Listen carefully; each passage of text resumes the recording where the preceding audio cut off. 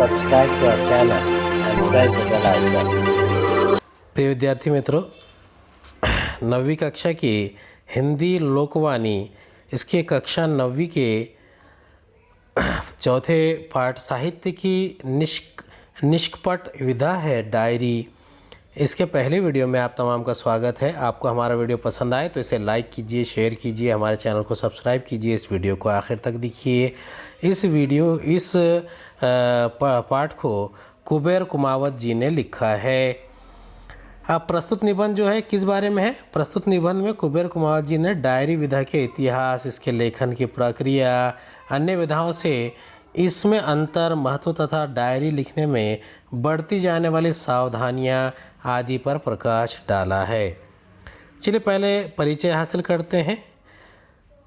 आधुनिक साहित्यकारों में कुबेर कुमावत एक जाना माना नाम है। आपके विचारात्मक एवं वर्णनात्मक निबंध बहुत प्रसिद्ध हैं। आपके निबंध, कहानियाँ विविध पत्र पत्रिकाओं में नियमित रूप से प्रकाशित होती रहती है। गद्य संबंधी वैचारिक निबंध। वैचारिक निबंध किसे कहते हैं? वैचारिक निबंध में विचार या भावों की प्रधानता होती है। प्रत्येक अनुच्छेद एक दूसरे से जुड़े होते हैं। इसमें विचारों की श्रृंखला बनी रहती है। प्रस्तुत पाठ में लेखक ने डायरी विधा के लेखन की प्रक्रिया और उसके महत्व आदि को स्पष्ट किया है। चलिए इस पाठ को पढ़ते हैं, इसे समझने की कोशिश करते हैं और इसके बाद में हम इसके मुहावरे, इसके शब्दार्थ भी देखेंगे। डायरी हिंदी गद्य साहित्य की सबसे आधुनिक, पुरानी परंतु दिन प्रतिदिन नई होती चलने वाली विधा है। अब डायरी कौन सी विधा है? यानी ये गद्य साहित्य की सबसे अधिक पुरानी है ये, और ये प्रतिदिन चलने वाली है। हिंदी की आधुनिक गद्य विधाओं में अर्थात उपन्यास, कहानी, निबंध, नाटक, आत्मकथा आदि की तुलना में इसे सबसे अधिक पुरानी माना जा सकता है और इसके प्रमाण भी है। यानी जो आधुनिक गद्य विधाएं हैं, जो नसरी अदब है, इसमें सबसे पुराने जो विधाएं हैं उसमें उपन्यास है, कहानी है, निबंध है, नाटक है, आत्मकथा है। लेकिन इन सब की तुलना में सबसे पुरानी क्या है? डायरी है, और इसके प्रमाण भी है, इसके सबूत भी है। ये विधा नई इस अर्थ में है कि इसका संबंध मनुष्य के दैनंदिन जीवन क्रम के साथ घनिष्ठता से जुड़ा हुआ है। ये विधा नई किस बारे में है? इसका अर्थ कैसे निकालेंगे? क्योंकि ये दैनंदिन यानी दैनिकी। अब ये जो रोज़मर्रा के हर रोज़ के जो काम होते हैं, जीवन क्रम यानी ज़िंदगी के काम, इसके साथ इसकी घनिष्ठता से जुड़ा हुआ है। घनिष्ठता यानी बहुत ज़्यादा उसके अंदर उसके साथ संबंध आना, तो घनिष्ठता से इसका संबंध जुड़ा हुआ है। इसे अपनी भाषा में हम दैनंदिनी, दैनिकी अथवा रोजनिशी पूरे अधिकार के साथ कहते हैं। यानी इसे, और डायरी के कौन कौन से नाम हैं? दैनंदिनी भी डायरी ही को कहते हैं, दैनिकी और रोजनिशी। लेकिन परंतु इसे आजकल डायरी कहने पर हम विवश हैं, यानी हम डायरी ही कहते हैं। डायरी कहने के लिए हम विवश हैं, हम डायरी ही हमें कहना चाहिए। डायरी का मतलब है जिसमें तारीखवार हिसाब किताब, लेन देन के ब्यौरे आदि दर्ज किए जाते हैं। यानी डायरी का मतलब क्या है? जिसमें तारीखवार क्या होता है?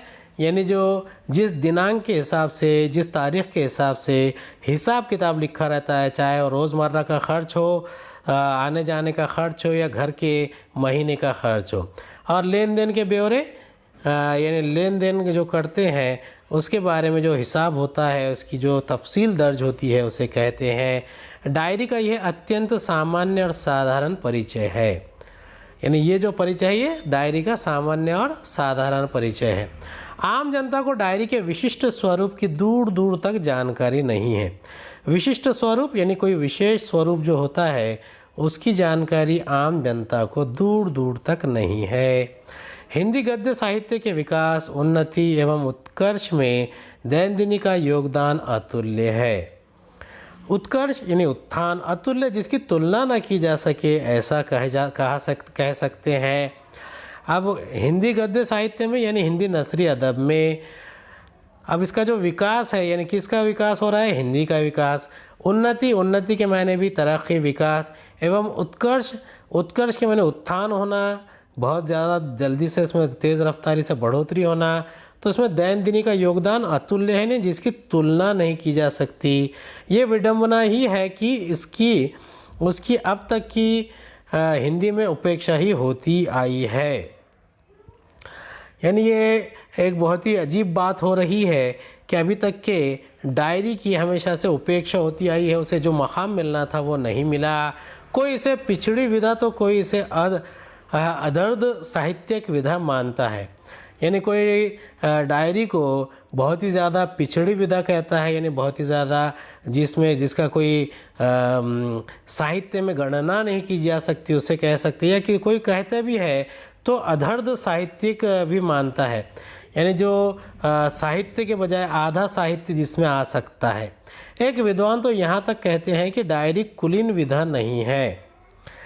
अब विद्वानों की तो बात ही अलग है, यानी विद्वान अपने तौर पर कुछ भी कह सकते हैं। तो एक विद्वान का क्या कहना है कि डायरी जो है ये एक कुलीन विधा नहीं है, यानी जिसका किसी कुल से कोई संबंध नहीं आ सकता है। साहित्य और उसकी विधाओं के संदर्भ में कुलीन अकुलीन का भेद करना साहित्य गरिमा के अनुकूल नहीं है। यानी अगर कोई साहित्य हम पढ़ रहे हैं तो अलग अलग विधाओं के बीच में अगर हम समझने की कोशिश करेंगे तो जो डायरी है तो ये इसके बारे में हम कुलीन या अकुलीन का भेद नहीं करना चाहिए। अगर हम ये कुलीन अकुलीन का भेद करेंगे तो ये साहित्यिक गरिमा के अनुकूल नहीं है। अब गरिमा यानी गौरव, साहित्य का गौरव जिससे बढ़ता है उसके अनुकूल ये सब विधाएं नहीं हो सकती है। सभी विधाएं अपनी अपनी जगह पर अत्यधिक प्रमाण में मनुष्य के भाव जगत, विचार जगत और अनुभूति जगत का प्रतिनिधित्व करती है। यानी जितने भी विधाएं हैं, असनाफ है, जितनी भी चीज़ें हैं जो साहित्य में आती है, अब ये इसका अत्यधिक प्रमाण क्या है, ये मनुष्य के भाव जगत यानी मनुष्य के हाव भाव कैसे होते हैं, विचार जगत यानी वो विचार विनिमय कैसा करता है, सोच कैसा करता है, ख्याल कैसा है, और अनुभूति जगत और उसके एहसासात कैसे हैं का प्रतिनिधित्व करती है, यानी उसको पेश करने का काम करती है। अनुभूति यानी बोध जिसमें आप कुछ सोच विचार करते हैं। वस्तुतः मनुष्य का जीवन ही एक सुंदर किताब की तरह है, और यदि इस जीवन का अंकन मनुष्य जस का तस किताब रूप में करता जाए तो इसे किसी भी मानवीय दृष्टिकोण से श्लाघनीय माना जा सकता है। अब इसमें वस्तु स्थिति में क्या कहते हैं कि मनुष्य का जीवन जो है किताब की तरह होना चाहिए, एक सुंदर किताब की तरह लिखा हो सकता है। यदि इस जीवन का अंकन करेंगे तो मनुष्य का जस का तस हिसाब जो है वो एक डायरी में आ जा सकता है, और इसीलिए मानवीय दृष्टिकोण में ये श्लाघनीय माना जा सकता है। श्लाघनीय प्रशंसनीय यानी जिसकी प्रशंसा की जाए, तारीफ की जाए। डायरी में मनुष्य अपने अंतर्जीवन एवं बाह्य जीवन की लगभग सभी स्थितियों को यथास्थिति में अंकित करता है। अब डायरी जो होती है ये कहा जा सकता है कि किसी भी मनुष्य की जो जज्बात एहसासात है उसका आईना होती है। तो डायरी में मनुष्य क्या करता है, अपने अंतर्जीवन एवं बाह्य जीवन की लगभग सभी स्थितियों को यथास्थिति में अंकित करता है। यानी डायरी में मनुष्य क्या करता है, अपने जो रोज़मर्रा के उसके दिल का जो ख़यालात है और वो लोगों से मिलता है, उनसे जो बात करता है, उसके जो एहसास बनते हैं, तो उन तमाम चीज़ों को उन तमाम स्थितियों को वो जैसा का वैसा अंकित करता है, अपनी डायरी में लिखता है। अंकित करना, लिखना। जीवन के अंतर्द्वंद्व, वर्जनाओं, पीड़ाओं, यातनाओं, दीर्घ अवसाद के क्षणों एवं अनेक विरोधाभासों के बीच संघर्ष में अपने आप को स्वस्थ, मुक्त एवं प्रसन्न रखने की प्रक्रिया है डायरी।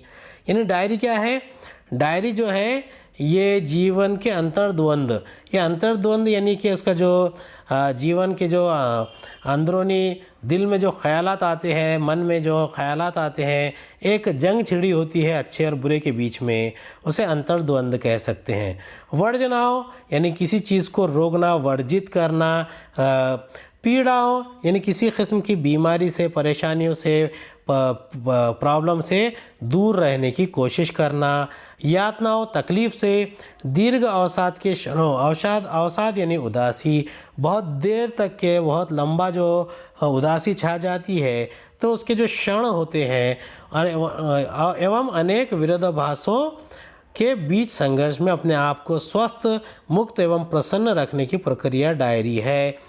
अगर बहुत ज़्यादा उदासी छा जाती है, पीड़ा होती है, यातना होती है, तो आप अपने आप को इन तमाम विरोधाभासों के बीच में संघर्ष करता हुआ पाते हैं। अगर इससे मुक्त होना है, तो आपको अपने आप को स्वस्थ रखना है, तो आप क्या करेंगे? प्रसन्न रखने के लिए आप डायरी में वो सब तमाम चीज़ें लिख लेंगे।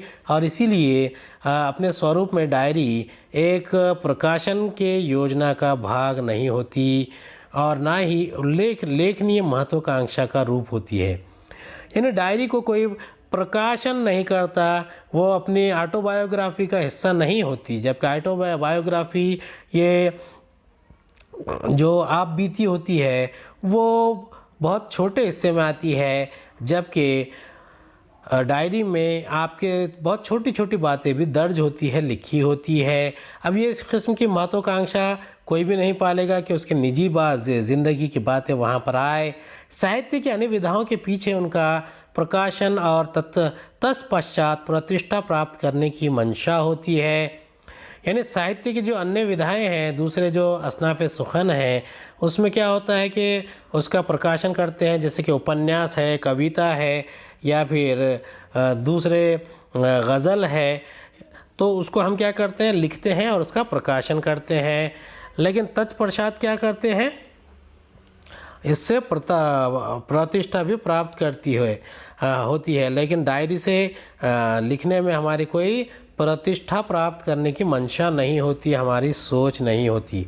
मंशा होना, सोच होना, इच्छा होना, विरोधाभास, विरोध होना है, वे एक कृत्रिम आवेश में लिखी जाती है और सावधानी पूर्वक लिखी जाती है।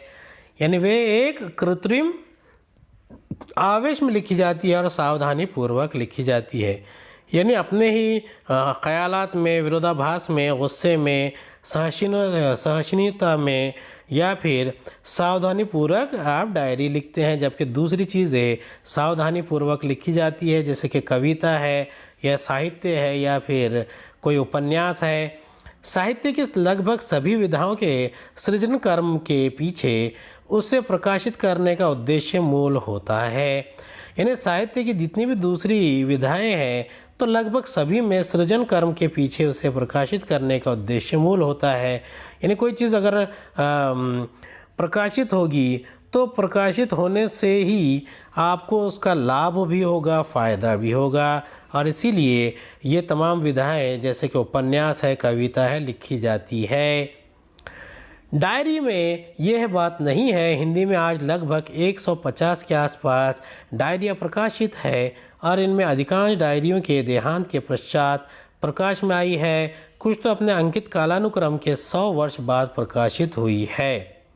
अब कालानुक्रमण यानी काल के क्रम में, अब ज़्यादातर जो डायरियाँ हैं वो अवसर पर प्रकाशित नहीं होती, देरी से प्रकाशित होती हैं। बहुत सारे जो उसके लेखक होते हैं वो अपने मरणोपरांत यानी उनके इंतकाल के बाद, मरने के बाद, डेथ के बाद डायरी छोड़ जाते हैं।